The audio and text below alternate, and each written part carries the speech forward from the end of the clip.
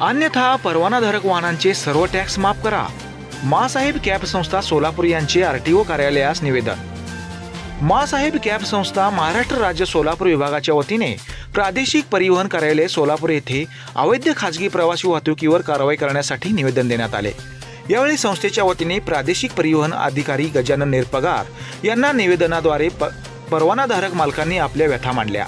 आम्ही आरटीओच्या नियमांचे पालन करत सर्व टॅक्स भरून प्रवासी वाहतूक करतो, परंतु सोलापूर जिल्ह्यात खाजगी वाहने बेकायदेशीरपणे प्रवासी वाहतूक करतात. ते नागरिकांच्या जीवाशी खेळत आहेत. आरटीओ कार्यालय तसेच ट्रॅफिक कार्यालयाकडून अशा वाहनांकडे कानाडोळा केला जातो. त्यांनाही या सर्व गोष्टी माहीत आहेत, परंतु कारवाई कोणीच करत नाहीत. ही बाब यावेळी संस्थेने अधिकाऱ्यांच्या निदर्शनास आणून दिली.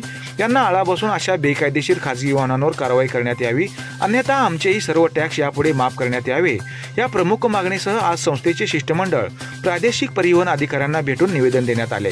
प्रादेशिक परिवहन कार्यालय, जिल्हाधिकारी कार्यालय, शहर पोलीस आयुक्तालय येथेही निवेदन देण्यात आले.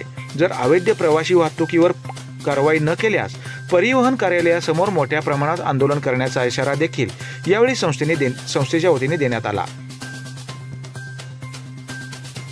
संस्थेच्या वतीने पुढील मागण्या करण्यात आल्या आहेत. अवैध प्रवासी वाहतुकीवर आणि व्हाईट नंबर खाजगी वाहनांवर कारवाई करावी. शासकीय व निमशासकीय कार्यालयात टेंडरद्वारे वापरात असणाऱ्या अवैध खाजगी वाहनांवर कारवाई करून दंड करण्यात यावा. तसेच खाजगी व निमशासकीय कार्यालयामध्ये परमिट गाड्या वापरण्यात याव्यात. खाजगी अवैध प्रवासी वाहतुकीमुळे शासनाचा कर चुकवून व्यवसाय केला जात आहे. यामुळे शासनाचे अतोनात नुकसान होत आहे. ही बाब अत्यंत गंभीर आहे. याचा गांभीर्याने विचार करण्यात यावा. प्रशासन जर खाजगी अवैध वाहतुकीवर कारवाई करत नसेल तर जिल्ह्यातील सर्व परवानाधारक वाहनांवरील सर्व प्रकारचे टॅक्स माफ करण्यात यावे. कारवाई न केल्यास तीव्र स्वरूपाचे बेमुदत आंदोलन करण्यात येईल, असा इशारा संस्थेच्या वतीने देण्यात आला.